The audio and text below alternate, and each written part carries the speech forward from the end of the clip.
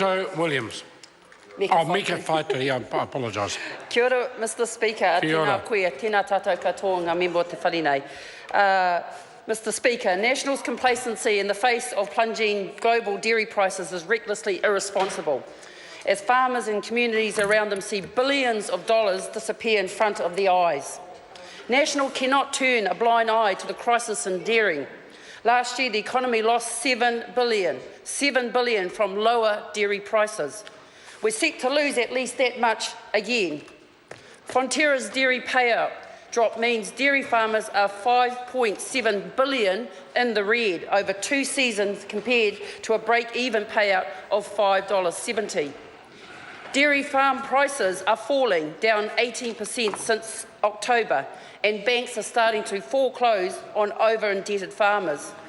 The price of dairy products is beyond the government's control, but National's policies made us more dependent on them. They have encouraged dairy conversions and subsidised irrigation while failing to invest in R&D, manufacturing and to make sure we extract greater value from our produce. Mr Speaker, I'm a proud member of Ekuro Rāwhiti. It is 762 kilometres in length. I cover the Hawke's Bay, East Coast, Gisborne, Central Hawke's Bay, Wairarapa and the Hutt Valley. Mr Speaker, our economy is very reliant on farming, fishing and forestry. Hence the reason why when I hear from this government that things are doing really well, that's not my reality when I travel up and down the breadth of my electorate. Mr Speaker, there is clearly a disconnect with what the ministers and the Prime Minister is saying in this House and telling every New Zealander that the regions are thriving. Can I tell you from my trips that I have, both up the East Coast, around forestry, around transportation issues, in Gisborne, in terms of shipping out our logs, still very much raw from the harbour there, Mr Speaker, there are no jobs being created. In fact, when I have a look at the latest unemployment stats for Gisborne, Hawke's Bay, let's compare them.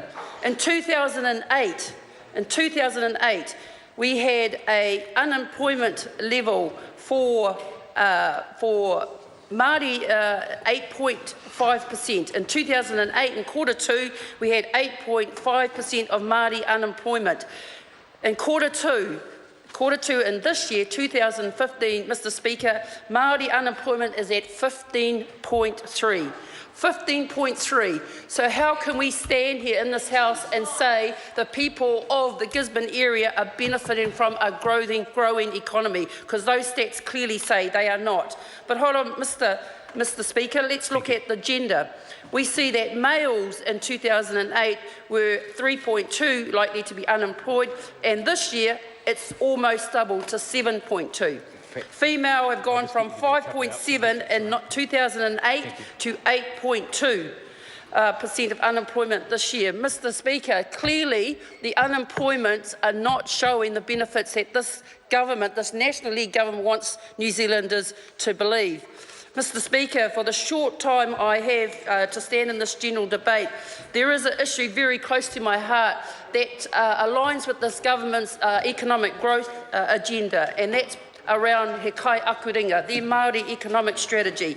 And part and parcel of that strategy, Mr Speaker, is the reviewing of the Te Tura Whenua Review Act. Mr Speaker, I want to point out and raise for all members in the House of what the concerns are for the 4 consultation hui that I attended throughout my electorate and what Māori landowners were saying.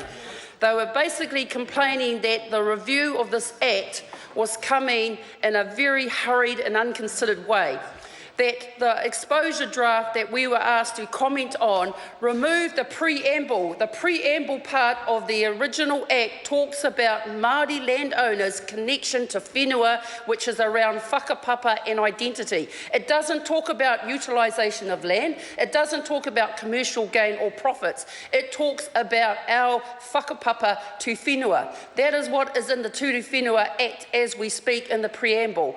What the exposure draft here presents is the removal of that and a replacement with the clause better utilisation of land.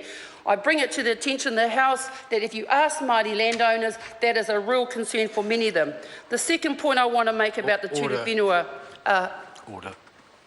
The time for this debate has expired. Call on private and local orders of the day, number 1. Christian Churches New Zealand Property Trust Bill